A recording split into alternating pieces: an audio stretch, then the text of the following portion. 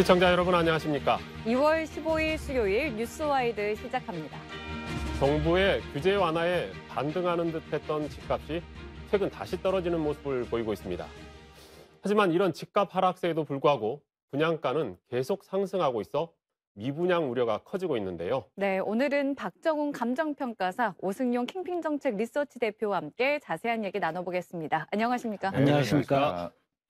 네, 먼저 정경원 기자의 관련 리포트부터 보고 오겠습니다.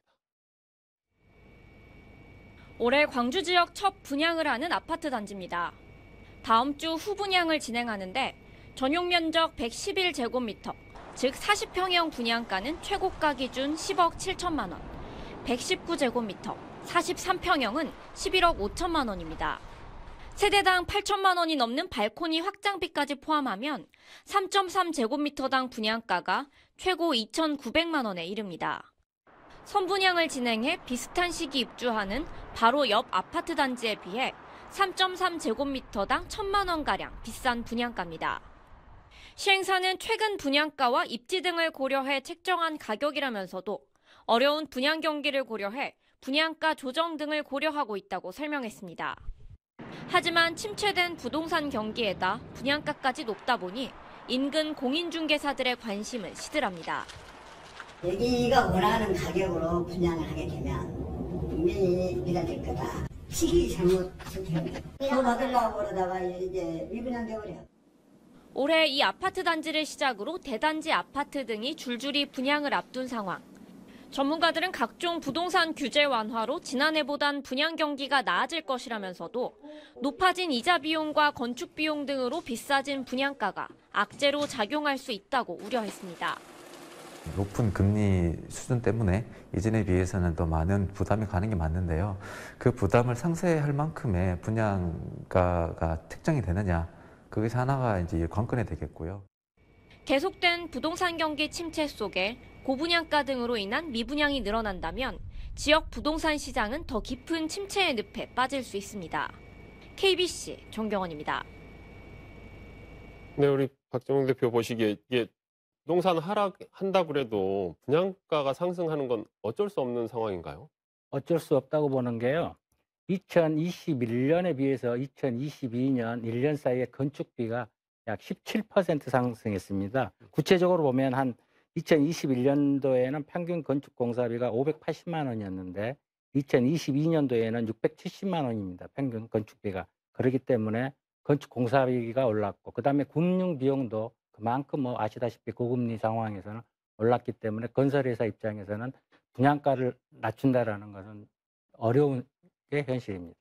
네, 그럼 만약에 혹시나 뭐 이런 원자재 값이나 건축비 상승 외에 또 다른 요인이 있다면 어떤 것들이 있을 수 있을까요?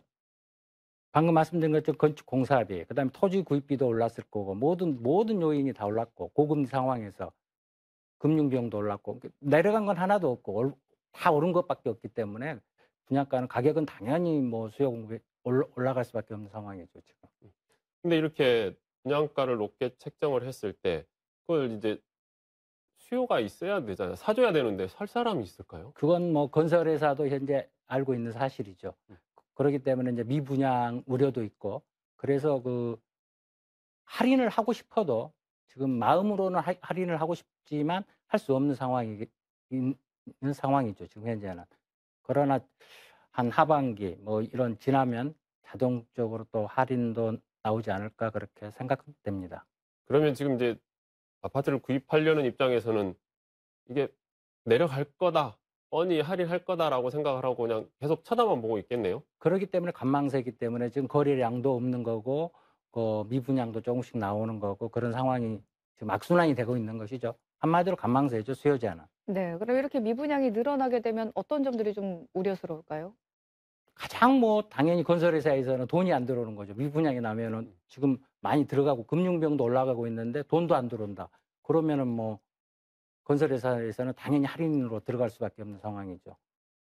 그러면 언제까지나 지켜봐야 될까요? 제가 이제 소비자 입장이라면. 금리를 일단 봐야 될 것 같고요. 근데 미국 금리가 지금 4.75%에서 어젠가 또 미 연준에서 물가가 그렇게 많이 생각만큼 떨어지지 않기 때문에 금리가 또 아직 계속 오를 거라는 예상이 되는 거고, 그러면 우리나라 한국은행도 당연히 금리를 조금이라도 올라갈 수밖에 없는 상황에서 금리가 안정이 돼야 될 것 같고, 물가가 조금 안정이 돼야 될 것 같고, 그러면서 거래량이 이제 그러면 조금 늘어야, 그 신호가 와야 수요자가 들어갈 수 있는 타이밍이라고 봅니다. 네. 그런가 하면 이제 이 거래량을 늘리기 위해서 이제 정부가 일산 부동산 대책을 내놓지 않았습니까? 약간의 예, 예. 효과가 있다라는 얘기도 들리던데 어떻게 보고 계십니까? 그 효과가 극히 미미했다라고 판단되는데, 여러 전문가들도 다 생각하는 게 잠시 반짝했을 뿐이지 그게 뭐 거의 효과는 없었다. 그렇기 때문에 거래량을 보면 알 수 있지 않습니까? 그 대책을 내놨어도 거래량이 전혀 뭐 늘었다든가 그런 것이 없고, 가격은 계속해서 하향하고, 단 그 속도를 좀 낮췄다라고는 보여집니다. 네.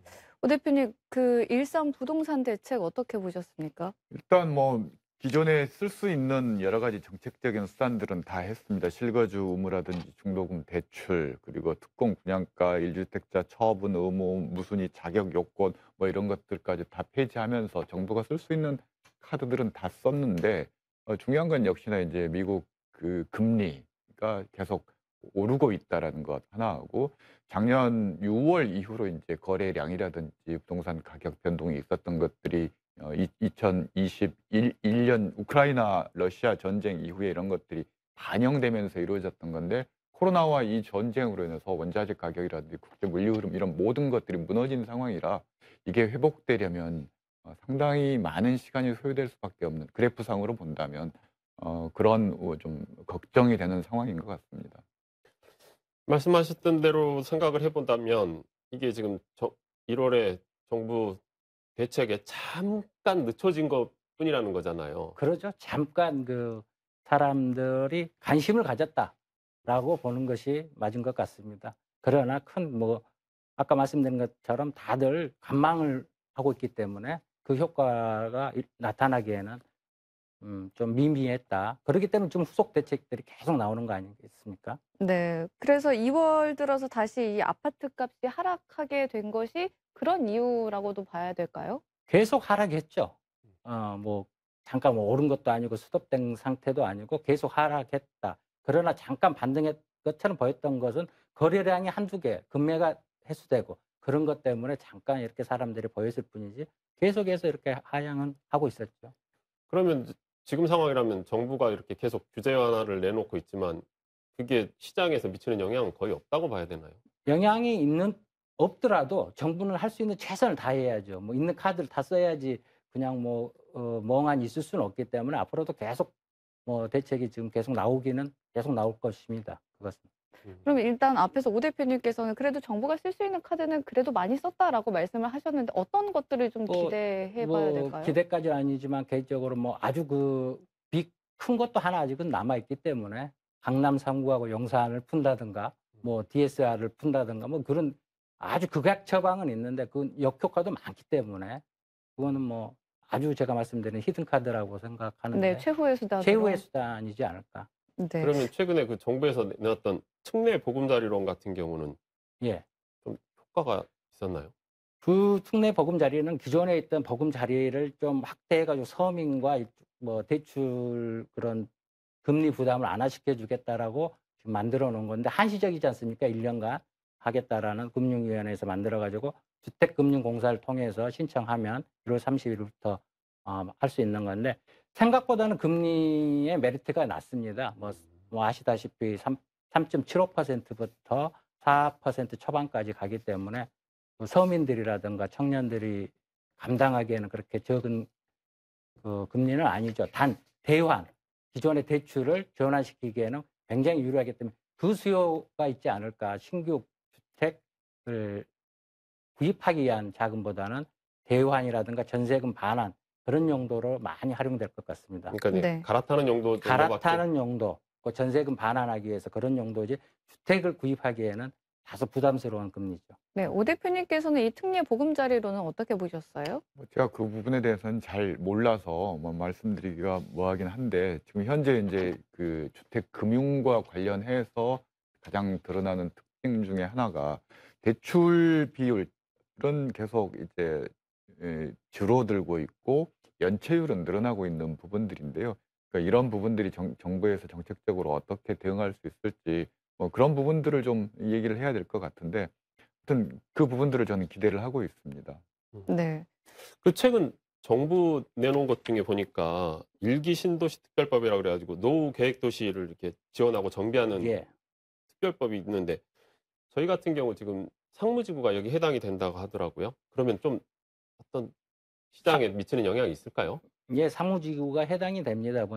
20년이 지금 넘었기 때문에 27년 뭐 이런 개발이 됐기 때문에 해당은 되고 시장 군수가 이렇게 기본 계획을 수립하면은 해당이 되겠습니다. 그리고 광주에서는 그런 해당되는 100만 제곱미터 이상의 해당 지역이 상무지구뿐만 아니라 일공, 문흥 뭐 많이 있는데 가장 수익성이 뛰어난 데가 상무지구이기 때문에 그렇게 사람들이 기대할 수 있고 상무지구가 제일 먼저 할 거라고 생각은 됩니다만은 아시다시피 재건축이 시작해서 마지막까지 성공한다는 전제하에도 10년이 걸립니다.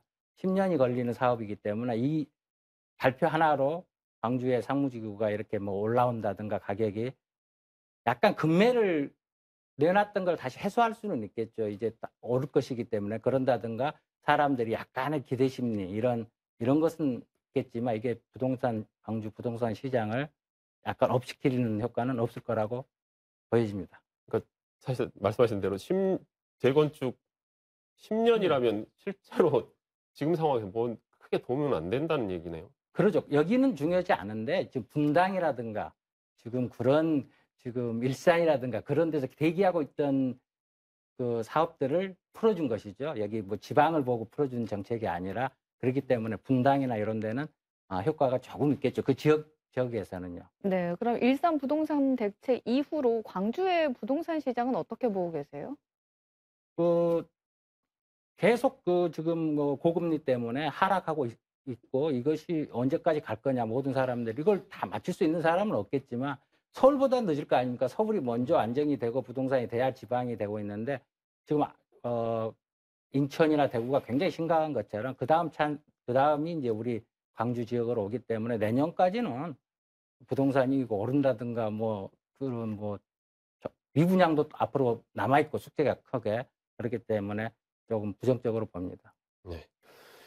예, 우리 박정훈 감정평가사와의 이야기는 여기까지 나누겠습니다. 감사합니다.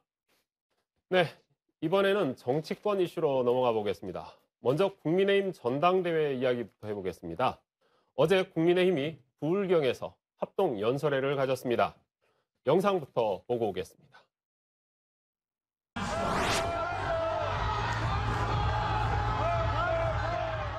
김저연대, 김나연대 잘했죠? 그리고 대통령 선거 과정에서 우리 대선 후보하고 당대표하고 시끄러웠죠? 그거 통합에 낸 사람이 여러분 누굽니까? 국민이 누군지도 모르고 자기 것도 없이 어딘가에 기대고 얹혀 사는데 거대한 민주당과 싸워 이긴다? 어림도 없습니다. 국민의힘을 윤핵관의 손에서 지켜내고 총선에서 승리하는 국민의힘, 국민에게 신뢰받은 국민의힘을 만들겠습니다. 민주당의 불의에 맞서서 싸우고 그래서 정의를 세워나가는 이런 강한 정당을 원하는 게 맞습니까? 네. 일단 부울경 이제 합동 연설에 어떻게 보셨습니까, 오 대표님? 일단 영남 지역 당원 비율이 전체 39.7%입니다. TK 지역이 세분화해 보면 21.1%, 부울경 지역이 18.6%. 그래서 지금 민주당식의 경선 구조라면 지역 순회 경선을 통해서 순회 투표를 하고 그 분위기들을 이어서 어떤 세몰이를 하는 뭐 이런 것들이 가능한데 저도 깜짝 놀랐는데 국민의힘 전당구조는 특이하게 순회 유세는 하는데 투표는 마지막에 한꺼번에 다 하게 돼 있어서 사실 지역 순회 연설하고 하는 것 자체가 큰 의미가 없다라는 겁니다. 그래서 왜 이런 구조를 짰는지 저도 좀 의아하긴 합니다만 어찌됐건 지금 현재 여론조사라든지 그 바닥에서 당원들의 여론 이런 부분들은 상당 부분 김기현 후보 대세론이 형성되고 있는 것으로 많이 알려지고 있는 상황인 것 같습니다. 네, 김선남 변호사님 오셨는데요. 네. 부울경 합동 연설에 어떻게 보셨습니까? 네, 그 후보 1, 2위를 다투고 있는 안철수 후보하고 김기현 후보 두 후보는 서로 경쟁이 치열한 서로 어떤 비난 그런 모습을 보이고 3, 4위 후보인 황교안 후보하고 천하람 후보는 조금 현재 천하람 후보는 김기현 후보를 겨냥한 듯한 발언을 많이 했던 것 같고 특히 안철수 후보에 대한 그런 부분보다는 김기현 후보에 집중을 하고 있는 것 같은 그런 모습을 보였습니다. 네, 앞에서 보니까 김기현 의원이 뭐 김조연대, 뭐 김나연대 나 잘했죠? 뭐 이런 발언을 하셨습니다. 일단 김기현 후보가 조경태 의원과 연대를 했잖아요. 어떤 효과가 있을 거라고 좀 생각을 하세요? 일단 친윤 후보 진영을 전부 결집시키겠다, 지지층들을 결집시키겠다라는 거고요. 두 번째로는 그것을 통해서 결선 투표까지 가는 상황을 만들지 않아야 되겠다라는 그런 전략인 것 같습니다. 지난번에 나경원 전 의원과의 연대를 성사시킨 이후에 컷오프된 몇몇 후보들과 접촉하면서 1차에서 끝내겠다라는 강한 의지를 보여주고 있는 것이고 실제로 그런 흐름들이 좀 있습니다. 뉴시스에서 의뢰해서 조사했던 결과들을 보면은 1월 4주차에 안철수 후보가 당시 47.5, 김기현이 44.0%였는데 2월 2주 두 번째 주 조사에서는 이 김기현 후보가 앞장 그 49.1%, 안철수 42.0%를 역전한 이후로 그 흐름들이 계속 좀 가속화되고 있는 그런 경향들이 나타나고 있다라는 거죠. 그래서 아마도 이게 이제 지지층 조사이고 당원 조사가 아니어서 직접적으로 이렇게 평가할 수는 없지만 당원 내부의 여론들은 아무래도 조금 더 어떤 당협위원장이라든지 대통령의 영향력들이 지지층보다는 더 강하게 나타난다고 봐야 되기 때문에 이 여론조사 지지율보다도 조금 더 김기현 후보에게 플러스 알파 되는 부분이 있을 거고 안철수, 천하람 후보에게는 마이너스 알파 되는 부분들이 있다라고 보는 것이 상식적일 것 같습니다. 그러면 이제 여론조사 이야기를 하셨으니까 좀 황교안 후보 같은 경우 의외로 최근 여론조사에서는 많이 올랐어요. 네, 그렇습니다. 어떤 영향이 있을까요? 초기 여론조사에서 뭐 조사 기관마다 조금씩 다르긴 합니다만 황교안 후보는 거의 뭐 1, 2%대의 지지율이었는데 최근 여론조사에서 두 자리 숫자까지 올라간 조사 결과들을 심심찮게 볼 수 있는데 가장 큰 원인 중에 하나는 그 이전 여론조사에서 나경원 전 의원을 지지했던 지지층들이 황교안 후보로 좀 이동한 경향이 있습니다. 제가 여러 차례 말씀드린 적이 있는데 나경원 전 의원 지지층 중에는 이른바 태극기 보수 당원들이 꽤 많이 있습니다. 그래서 이런 분들이 보기에는 윤석열 대통령이라든지 안철수 후보를 지지하기가 좀 어려운 성향이 있어서 같은 좀 더 보수 중에서도 더 오른쪽에 있는 황교안 후보 쪽으로 그들 지지층 일부가 좀 옮겨간 것 결과다 이렇게 봐야 될 것 같습니다. 우리 김선남 변호사 보시기에는 네. 지금 이제 김기현 후보가 자꾸 이쪽 저쪽 연대 이야기를 하고 있는데 네. 과반을 넘길 수 있을 것 같습니까? 결선하고? 과반을 넘기긴 쉽지 않을 것 같습니다. 왜 그러냐면 지금 의외로 천하람 후보도 지금 선전을 하지 않았습니까? 이준석계로 분류되어 있고 특히 이제 기존에 대통령 선거하면서 당원이 기존에 국민의힘 당원이 40만 명 정도에서 이준석 대표 맡으면서 당시에 40명 정도가 더 늘어서 현재 82만 정도 되지 않습니까? 그런 측면에서 천하람 후보가 컷오프를 통과해서 이렇게 두 자릿수 지지율을 올라온 부분도 있고 특히 김기현 후보 그 지지율 부분은 이렇게 어떻게 보면 당 안팎으로 뒤에서 밀어주고 있는 상황인데도 이게 정체된 느낌이긴 합니다. 물론 지금 여론조사에서 또 앞선 부분도 있긴 하지만 그 윤상현 의원이나 또 조경태 의원이나 이런 분들의 어떤 지지율이 크게 미비하다고 보여집니다. 그래서 그 부분에 대해서는 결선 투표로 가지 않을까 이렇게 전망하고 있습니다. 네, 오 대표님께서는 과반 득표 어떻게 예상하세요? 저는 상당히 근접할 수 있다라고 보는데요. 저도 이제 정확하게 뭐 1차에서 끝날 수 있다 이렇게 예단하기는 좀 어려운 상황입니다. 왜냐하면 이제 당원들의 투표 성향이라는 게 이번 구도 자체가 김기현 대 안철수의 구도가 아니라 사실상 윤석열 대 안철수의 구도이기 때문에 당원들이 상당히 그 부분들을 좀 고민할 수밖에 없을 것 같습니다. 이게 보수 정당 당원들의 특징이 과거 이준석 돌풍이 일었던 그 당시 상황은 주인 없는 정당이었습니다. 그렇기 때문에 이준석 돌풍도 가능했고 다양한 뭐 상상의 나라를 펼 수 있는 부분들이 있었고 이른바 실험도 할 수 있는 그런 기회가 있었는데 지금은 어찌됐건 인기가 있건 없건 당의 주인이 윤석열 대통령이라는 것은 당원들 사이에서 주지의 사실이기 때문에 대통령이 저렇게 싫다고 얘기하는데 찍어야 되나라는 그런 고민들이 있을 것 같습니다. 그래서 대표 선택은 의외로 좀 당원들은 좀 쉽게 갈 수 있을 것 같고 저는 그래서 대표보다도 4명을 뽑는 최고위원이 오히려 더 관심이 가는 부분인데 지금 현재 여론조사상으로 보면 조수진, 민영삼, 그다음에 김재원 이 3분이 조금 선두권을 달리고 있고 마지막 4위를 누가 할 것인가 태영호, 김병민 그리고 유승민, 이준석계라고 할 수 있는 김용태, 허은하가 경쟁하는 구도인데 김용태, 허은하가 상위권 안에 들어가려면 이준석계의 단일화가 필요하다라는 거죠. 그래서 이들이 과연 이 상위권 진입을 위해서 단일화를 할 것인가, 한다면 언제 할 것인가. 오히려 이제 그런 부분들이 윤석열계 대 비윤계의 경쟁, 최고위원 경쟁 구도에서 오히려 더 흥미를 끄는 부분인 것 같습니다. 우리 김선남 변호사는 아까 그 천하람 후보 이야기를 했잖아요. 네네. 뭐 그 천하람 후보가 결국은 본인이 당대표가 되기는 사실상 어렵다고 보면 네. 어떻게 할 것 같아요, 나중에? 제가 이준석 계열로 지금 분류되고 있고, 지금 김기현 후보와 나를 세우고 있는 부분인데, 뭐 그 부분, 그쪽으로는 그 어떤 연합이나 이런 데 연대를 할 생각은 없어 보이고요. 특히, 안철수 의원도 지금, 여론조사에 1, 2위를 다투고 있지만, 성향상 그쪽으로도 별로 맞진 않는 것 같습니다. 아마 이준석 대표의 어떤 그 당내, 인지나 지지도에 의하면은 뭐 이번 당 대표에서 이 정도 돌풍을 보인다고 하면 영향력 정도의 어느 정도 실력 행사가 나중에도 가능할 것으로 보여지기 때문에 당장 이 선거에서 당내 경선에서 패한다 하더라도 뭐 성과가 전혀 없었거나 실패했다 이렇게 보여지지는 않습니다. 네, 오 대표님께서도 안철수 의원과 천하람 후보의 연대 가능성 좀 낮게 보시나요? 어떠신가요?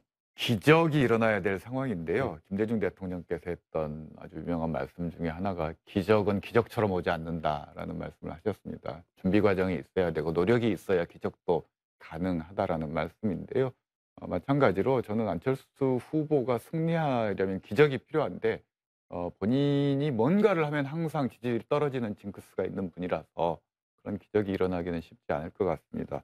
천하람 후보 선전 뭐 전망하는 분들도 있는데 저는 이제 뭐 타당한 주장이라고 생각합니다만 제가 보기로는 천하람 후보는 2가지 목적이라고 봅니다. 첫 번째로는 대표 경선 과정에서 이른바 비윤계의 목소리, 스피커가 필요했던 거고 그 스피커 역할을 하기 위해서 출마한 측면들이 있다는 것. 그리고 전당대회는 당 대표 후보가 자기 계파의 최고위원 후보들과 파트너십을 만들어줘야 됩니다. 그래야만이 이 결집이 돼서 최고위원의 당선권에 진입을 시킬 수가 있는 건데 대표 후보가 없어버리면 그 파트너십이 안 된다는 거죠. 그래서 그런 목적, 결국은 김용태, 허은하 앞서 말씀드렸듯이 2 사람이 다 입성하기는 어렵겠지만 둘 중에 한 명이라도 최고위원회 사위권에 들게 하기 위해서는 마지막까지 천하람이 파이팅을 보여줘야 하는 측면들이 있어서 그런 부분들도 유감스럽게도 안철수 후보에게 별로 도움되는 상황이 아니다라고 보고 있습니다. 네. 내일 지금 국민의힘이 광주, 전남, 전북 합동연설을 광주에서 합니다. 그동안에 호남 관련해서 서진 정책이니 뭐 이런 이야기 있었는데 그런 이야기들이 내일 나올까요? 어느 정도? 이번 전당대회 과정에서 선거인단 보니까 과거 한 1%대 당원이었는데 이번에는 2.1%로 조금 늘었더라고요. 그 늘은 당원들이 상당 부분 있는 지방선거 과정에서 시장 후보라든지 이런 분들이 이제 확보한 그런 당원들인데 2% 당원으로는 사실은 전당대회 무시해도 되는 수치이기도 합니다. 그래서 과거 김종인 비대위원장이라든지 이준석 체제에서 했던 강력한 서진 정책을 그대로 하기에는 거부하기에도 부담이 되지만 또 그대로 따라하기에도 윤석열 대통령이나 현 친윤 세력은 부담스러울 수밖에 없는 거기 때문에 적당한 수준에서 립서비스하는 그 정도 수준 이상 말을 하기 어려울 거라고 봅니다. 우리 김선남 변호사가 보시기에는 네. 국민의힘이 내일 뭐 서진 정책 관련해서 뭐 내놓는 게 좀 있을까요? 어떻게 보세요? 그 후보 중에 천하람 후보가 그 대구 출신이면서도 순천에 위원장 하고 있지 않습니까? 그래서 아마 낸다면 천하람 후보가 가장 현실적이고 전망적인 그런 부분을 할 것으로 보여집니다. 왜냐하면 제주도에서 연설에서도 마찬가지로 어떤 지역 현안에 대한 그런 부분에 대해서 짚었던 부분이 있기 때문에 그렇게 할 것이라고 보여지고, 나머지 후보는 특히 친윤 이렇게 계열로 분류되는 그런 후보들은 적극적으로 그렇게 구애를 하지는 않을 것 같아요.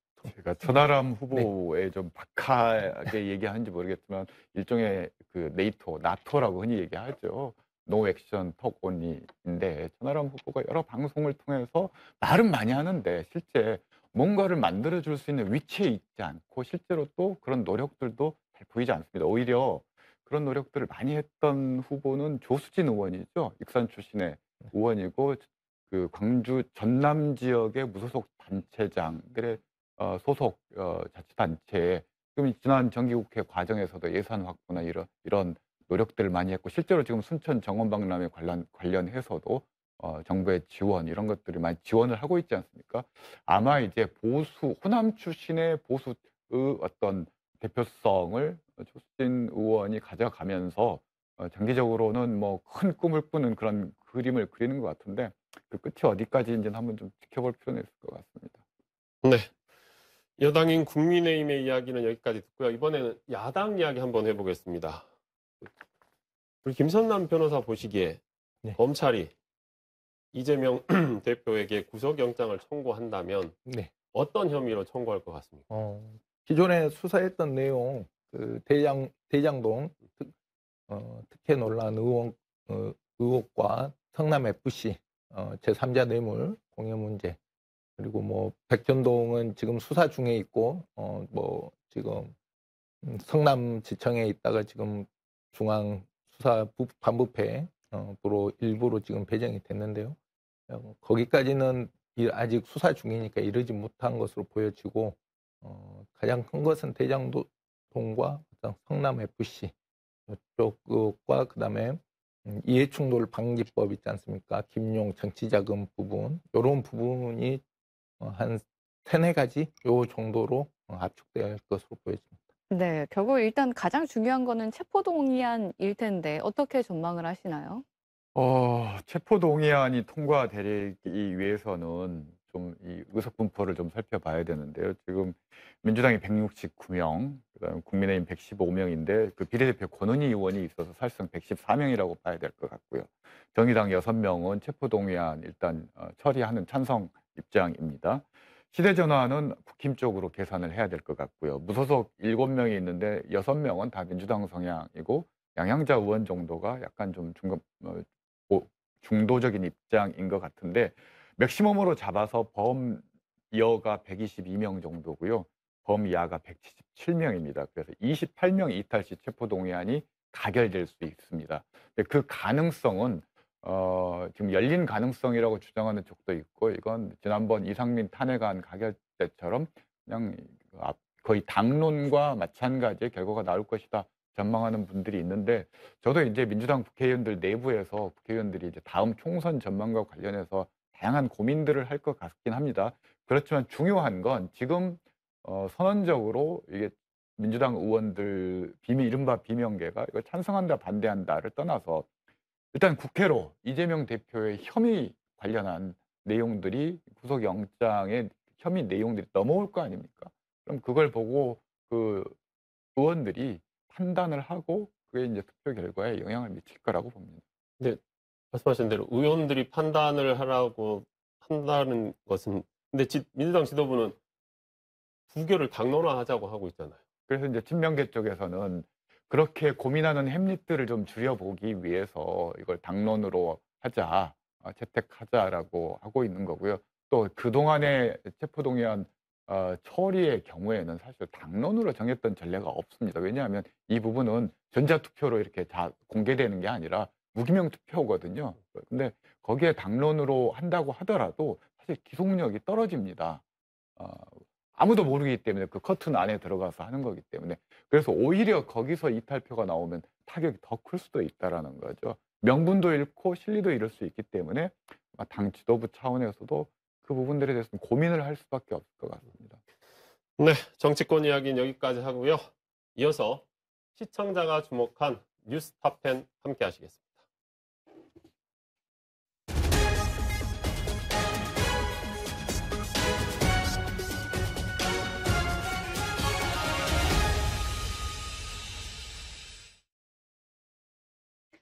뉴스 톱10입니다. 40대 여성이 만취 상태로 운전을 하다 적발이 됐지만 음주 측정 과정이 적법하지 않았다는 이유로 무죄를 선고받았습니다. 지난해 2월 대전에서 경찰은 이 여성에게 호흡 음주 측정을 시도했지만 결과가 잘 나오지 않자 혈액 채취 방식으로 음주 측정을 했는데요. 재판부는 경찰이 해당 여성에게 혈액 채취에 응하지 않을 수 있다는 점을 제대로 설명하지 않았고 동의도 받지 않아 음주운전의 증거로 인정되지 않는다고 판단했습니다. 적발 당시 이 여성의 혈중 알코올 농도는 면허 취소 수준이었습니다. 지존파 사건의 검사로 잘 알려진 양부남 더불어민주당 법률위원장이 KBC 대담에서 도이치모터스 주가 조작 1심 판결은 김건희 여사에 대한 수사의 필요성을 인정한 것이라는 해석을 내놨습니다. 양 위원장은 전주의 무죄 판결이 김 여사의 무죄로 인정된 건 아니다라며 김 여사의 경우 녹취록과 증인신문에서 계좌 사용과 주가 조작에 직접 관여했을 가능성이 드러나 유죄, 수사의 필요성을 인정한 판결이다라고 설명했습니다. 그러면서 중요한 것은 이 판결이 김 여사의 의혹에 어떤 영향을 미칠 것인가 하는 것이라고 말했습니다. 윤석열 대통령이 국민의힘의 명예대표를 맡는 방안이 거론되고 있다는 언론 보도가 나온 가운데 친윤계로 알려진 이철규 국민의힘 의원이 가능한 얘기라고 말했습니다. 이 의원은 오늘 기자들의 질문에 당과 대통령이 같은 방향을 보고 가야 된다라며 당정 일체론에 힘을 실었는데요. 당무 개입 논란에 대해서는 당무 개입이라는 건 불편한 분들이 주장하는 일방적인 얘기라며 반박했습니다. 지금까지 뉴스톱10이었습니다. 네, 우리 김선남 변호사 그동안에 이제 대통령의 당무 개입 자꾸 비판하면서 차라리 그럴 바엔 총재를 하시든지요라고 하니까 지금 직접 나설 기세예요. 네. 윤 대통령의 명예 당대표론 어떻게 생각을 하세요? 지금 선거 개입 문제는 차지하더라도 향후 국정과 당을 이끌어가는 부분에 대해서 그런 주장인데요. 이게 지금 김기현 후보가 당시에 안철수 의원 당선 시에 대통령 탄핵 발언으로 시작해서 장제원 의원이 당과 정부가 하나 돼야 된다 이런 취지가 이제 나오면서 이런 얘기가 이제 촉발이 됐고 최근에 이철규 의원이 이 부분에 대해서 차라리 명예 대표직에 이렇게 하는 것이 어떠냐 이런 취지의 발언에 긍정적인 입장을 보였는데요. 이게 명예 대표가 되는 것이 정당 당헌 당규에는 위반되는 부분은 아닙니다. 그래서 이 부분에 법적으로는 크게 문제는 없습니다만은 다만 지금 현재에도 정당 당 대표 출마 이 선거에도 지금 대통령의 어떤 입김이 강하게 작용하고 있는 선상에서 이러한 논의가 나왔기 때문에 향후 비판적인 입장에서는 향후 대통령이 말하는 윤핵관들을 통해서 총선의 어떤 공정권 이런 부분에 대해서 장악하려고 하는 것이 아닌가 이런 비판이 있는 부분이 있습니다. 그래서 대통령이 어떤 당 내에서 어떤 정치적 기반이 있는 것은 아니지 않습니까? 그래서 그 총선을 통해서 어떤 정치적 기반을 마련할 토대를 마련하기 위해서 이러한 내용이 나온 것이 아닌가 그렇게 보여집니다. 네. 오 대표님 지금 당대표를 뽑고 있는데 명예 당대표를 대통령을 하자는 그러면 새로 뽑힌 당대표는 뭐가 될까요? 그래서 제가 지난번에도 말씀드렸듯이 복잡하게 뭐하러 전당대회를 하느냐. 차라리 대통령이 당대표를 임명을 하시라. 그 비슷한 버전인 것 같고요. 당명을 국민의힘에서 검찰의 힘으로 바꾸는 게 그 조치가 만약에 이뤄진다면 그게 더 나을 것 같습니다. 신박한데요. 검찰 힘. 알겠습니다. 네, 두 분과의 오늘 이야기는 여기까지 듣겠습니다. 함께해 주셔서 대단히 감사합니다.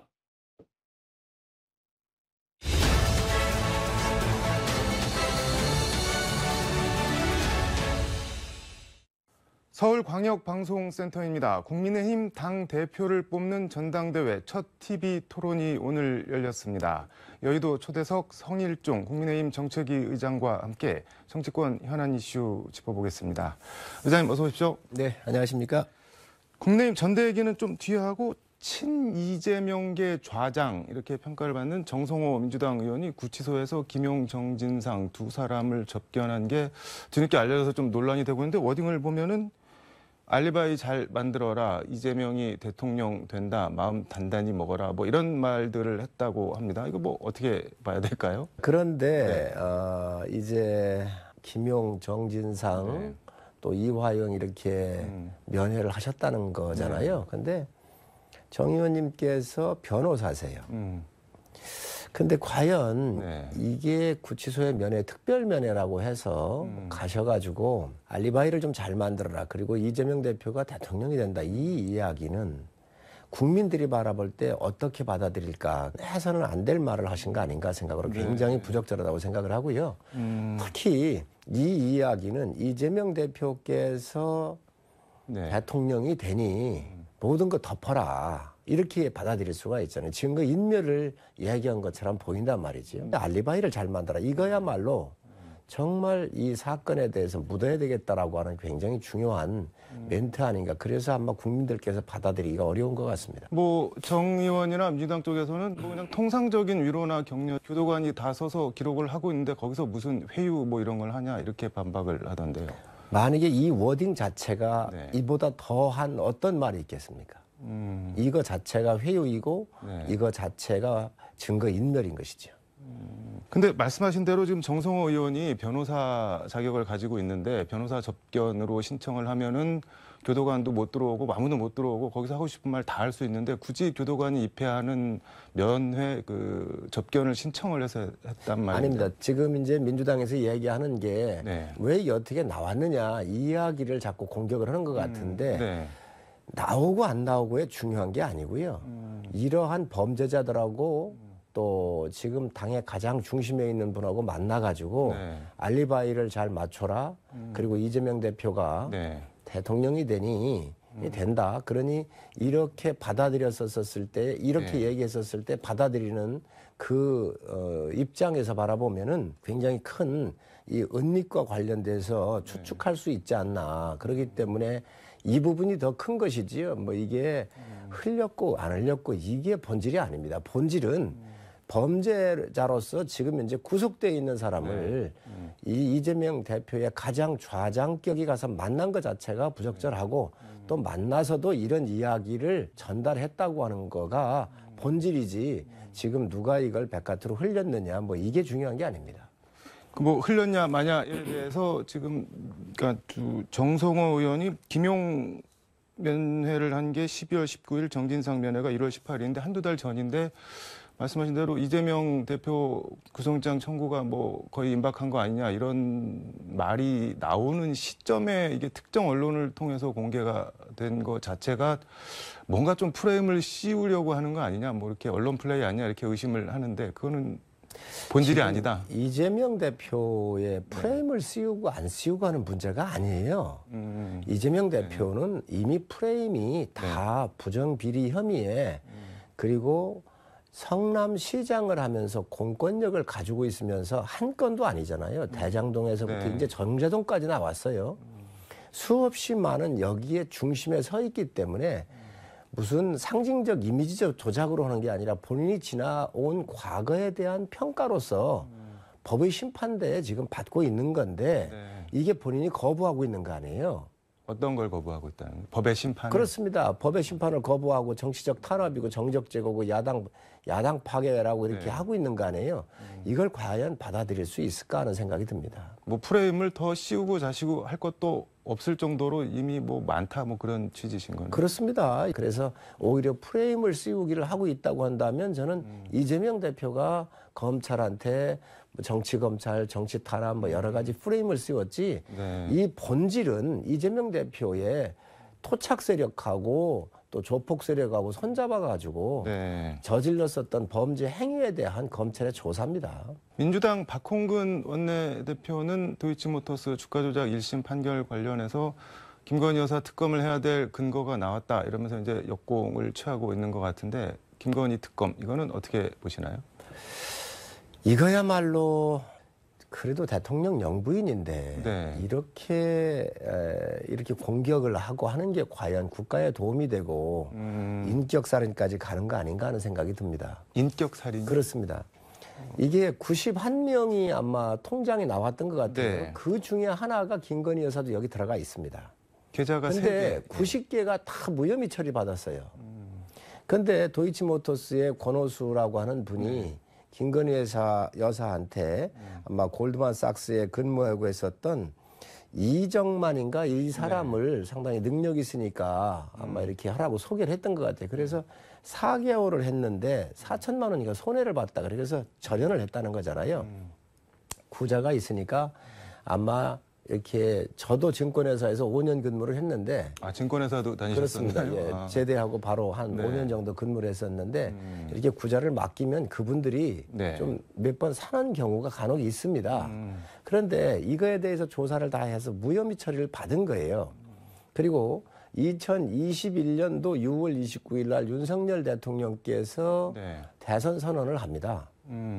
그런데 그 이후에 7월 달에 21년 7월 달에 네. 이정수 중앙지검장, 박범계 전 법무부 장관의 고등학교 후배잖아요. 정말 대표적인 친문 검사인데 정말 탈탈 텁니다. 그래도 이게 안 나왔던 그러한 사건이거든요. 만약에 여기에서 주가 조작을 했다고 그러면 그냥 놔뒀겠습니까? 저는 살아날 수가 없었을 거라고 생각을 해요. 그래서 정말 현미경으로 다 했던 건데 이걸 가지고 또 이제 계속해서 민주당이 공격을 하고 이렇게 하고 있는데 저는 이거야말로 정치 공세이고 그리고 이거야말로 있을 수 없는 그러한 그 나쁜 정치의 하나의 전형 아닌가 생각을 하고 있습니다. 그 말씀하신 대로 김건희 여사가 돈을 잃었다고 하더라도 재판부 1심 판결문 보면은 실패한 주가 조작 이렇게 규정을 하고 있습니다. 그러니까 땄냐 뭐 이런냐가 중요한 게 아니라 주가 조작에 본인 계좌가 이용되는 걸 알았냐 몰랐냐 인지했냐 뭐 가담을 했냐 말았냐 그거를 봐야 되는 거 아닐까요? 주가 조작을 한다 그러면 누가 동의를 했겠습니까? 이제 옛날 같은 경우는 이제 주식 구자를 맡겨놓으면 1인 매매라고 그러나요? 이렇게 이제 위탁을 해놓으면 거기서 알아서 이제 관리를 해주는 게 통상적 관례였기 때문에 제가 봤을 때 주가 조작을 한다 그랬을 때 뭐 먹고 살 것도 충분하고 하는데 그 돈이 얼마 더 벌겠다고 그거를 했을까? 이게 과연 이게 꾼들이 하는 건데 이렇게 위탁을 했다 그래서 몇 번 거래가 있었다 그래서 그거를 주가 조작으로 모는 거는 저는 좀 맞지 않다고 보고요. 91명 중에서 90명을 무혐의 처리했다고 아까 말씀드렸잖아요. 그래서 이러한 정말 윤석열 대통령이 문 대통령의 대척점에 서기도 했지만 대권 후보로 나왔었기 때문에 정말 그 아주 정적에 대한 여러 가지 그 필요한 필살기가 필요했겠지요. 탈탈 털었는데 그 당시 만약에 이런 문제가 있었으면 저는 이미 뭐 기소했을 거고요. 이미 조치가 있었을 거라고 생각을 합니다. 말씀하신 91명은 계좌가 이용된 그 전주들 말씀하시는 거죠? 그분들 그렇습니다. 그분들이 계좌를 이렇게 맡겼었고 그 중에서 거래 몇 분들이 하셨던 것 같아요. 근데 이제 뭐 민주당에서 제가 뭐 민주당을 대변하는 건 아니지만 반론 차원에서 여쭤보면 이제 그 탈탈 털었다고 하는데 이 91명 중에 90명 전주는 다 불러서 조사를 했는데 어떤 식으로든 김건희 여사는 그때도 그렇고 지금도 그렇고 한 번도 부르질 않았다. 이게 어떻게 탈탈 턴 거냐. 뭐 이렇게 또 반론을 하기도 하는데 그거는 그럼 어떻게 봐야 될까요? 제가 볼 때는 다른 사람들을 다 조사하고 다 조사했다고 하는지 그것까지는 제가 잘 모르겠어요. 그러나 혐의가 나와야 부르지 혐의가 없는데 부를 수 있습니까? 정말 더 큰 문제가 있지요. 네. 혐의가 있었으면 안 부를 리가 없지요. 대장동 관련해서는 민주당에서 이거 50억 클럽 이것도 뭐 또 특검해야 된다. 그래서 쌍특검 이렇게 얘기를 하고 있는데 김건희 여사를 특검하자고 하는 게 맞나요? 저는 그건 옳지 않다고 생각을 하고요. 네. 국민들께서 네. 어느 선상이 있는 거예요. 어느 선상이. 그런데 지금 김건희 여사 같은 경우는 현직 대통령의 부인이신데 네. 이게 있지도 않은 이런 범죄 사실을 가지고 이렇게 계속 물고 늘어지고는 저는 바람직하지가 않다고 보기 때문에 그 말씀을 제가 추가적으로 드리는 겁니다. 그러면은 뭐 그냥 아예 그냥 아무것도 없고 뭐 혐의도 없고 잘못한 게 없으면 그냥 아예 특검이든 뭐든 해갖고 니들이 해봐라 그냥 이렇게 내주는 거는 조금 그런가요? 정치 공세가 되기 때문에 오히려 블랙홀처럼 빨려 들어가겠지요. 네. 지금 민주당이 노리는 게 그거 아니겠습니까? 특검이라고는 국면 전환을 통해 가지고 네. 이재명 방탄하고 있는 것을 시선을 돌릴 수도 있잖아요. 그거는 정말 나쁜 게임으로 끌려가는 거기 때문에 동의할 수가 없습니다. 이재명 대표가 어제 국회에서 뭐 기자들이랑 만난 모양인데 그 구속영장 청구가 뭐 임박한 것 같은데 어떻게 생각하시냐 그랬더니 이렇게 얘기를 했는데 이해가 잘 안 된다. 뭐 제가 어디 도망간답니까? 뭐 이렇게 반문을 했는데 그거는 어떻게 보셨나요? 뭐 늘 그런 식으로 대응을 해오신 분이기 때문에 더 뭐 반론할 필요가 없을 거고 지금까지도 그렇게 해오셨습니다. 늘 당당하고 떳떳하게 조사한다고 받겠다고 그랬지만 당당하고 떳떳하게 한 적이 있나요? 가가지고 서면 네. 서면으로 준비한 거 대체하거나 증거를 대면 모른다고 이렇게 외면을 하셨잖아요. 또 전에 불체포 특권을 내려놓겠다고 대선 때 다 공약을 했던 분입니다. 네. 본인한테 들어오니까 체포 동의원 포기한 게 아니라 정말 임시국회 열어가지고 방탄으로 아주 철갑의 방탄을 입고 계시잖아요. 그렇기 때문에 그 별로 저는 뭐 신뢰성이 없어서 그 부분에 대해서는 말씀 안 드려도 될 것 같습니다. 뭐 따로 더 언급할 필요도 예. 없다. 국민의힘 전당대회 얘기해 보겠습니다. 좀 이게 많이 시끄러운 면이 있는데 뭐 대통령 탈당의 탄핵 얘기까지 나오고 좀 너무 과열되는 거 아닌가요? 전체적으로 어떻게 보시나요? 여든 야든 네. 이게 전당대회 할 때는 당권을 놓고 싸우는데 네. 아마 이번이 더 치열한 것 같습니다. 그러다가 보니까 뭐 대통령 탈당 이야기도 나오고 뭐 네. 여러 가지 얘기 나오는데 대통령께서 탈당하는 일은 아예 없을 거고요. 이번이 더 치열하다고 했는데 특별히 더 치열할 이유가 있을까요? 그 전에 비해서?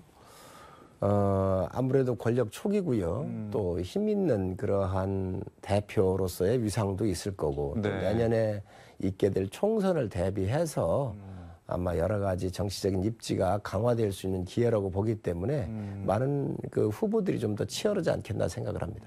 천하람 대표 후보 포함해서 천하용인 뭐 이렇게 이름을 지었던데 여기 좀 돌풍이 불고 있는 것 같은데 돌풍이 이게 배경이나 이런 걸 어떻게 봐야 될까요? 처음에는 뭐 저희 당을 이렇게 보면 김기현 대표께서는 이제 주류잖아요. 네. 우리 당에 오랫동안 몸 담았고 지금 사선을 하시고 네. 또 광역시장을 하시고 상당한 경력을 갖고 계신 네. 아주 당의 주류 중에 주류십니다. 그러시고 안철수 대표는 또 네. 대선 과정에서 이제 그 협력을 하고 그 이후에 합당을 해서 들어왔는데 안철수 대표도 상당한 또 지지를 받고 있어요. 네.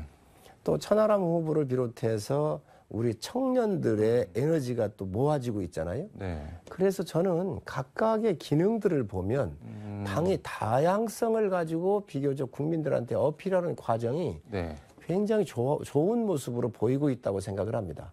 주류에 계신 분은 주류로서의 역할을 지금 끌고 나가고 계시고 합당을 했지만 새가 없을 거로 봤는데 나름대로 또 열심히 일하고 계신 또 안철수 후보가 계시고 청년을 또 대표해서 청년의 에너지가 모아지는 세대별로 또 권역별로 이렇게 다 함께 어우러지는 전당대회를 굉장히 오래간만에 보는 거 아닌가. 그래서 저는 긍정적으로 보고 있는 사람 중에 한 사람입니다. 그러니까 국민의힘의 어떤 뭐 건강함이나 역동성을 잘 보여주고 있다 그렇게 평가를 하고 계시는 거죠. 그렇습니다. 그 역동성도 있지만 네. 세대에도 다 각각의 대표 주자들이 나와가지고 이 당의 외연을 확대시키는데 이번 전당대회가 굉장한 역할을 하고 있지 않나 생각을 합니다. 3월 8일 전당대회까지 한 20여일 남았는데 남은 기간 뭐 관전 포인트나 선거 결과 가를 중요 변수 뭐 어떤 게 있을까요?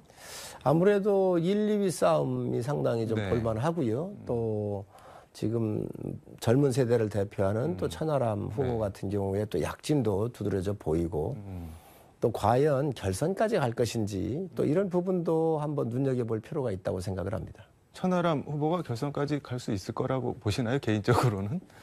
그거는 모르지요.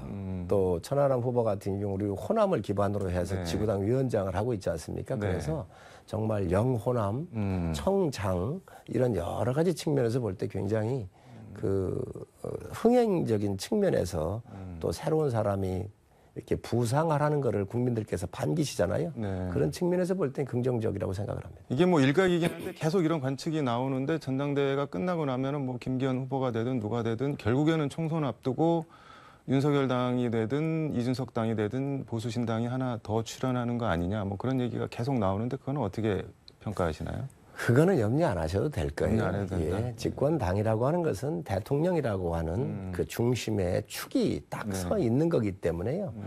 그렇게 흔들리지가 않습니다.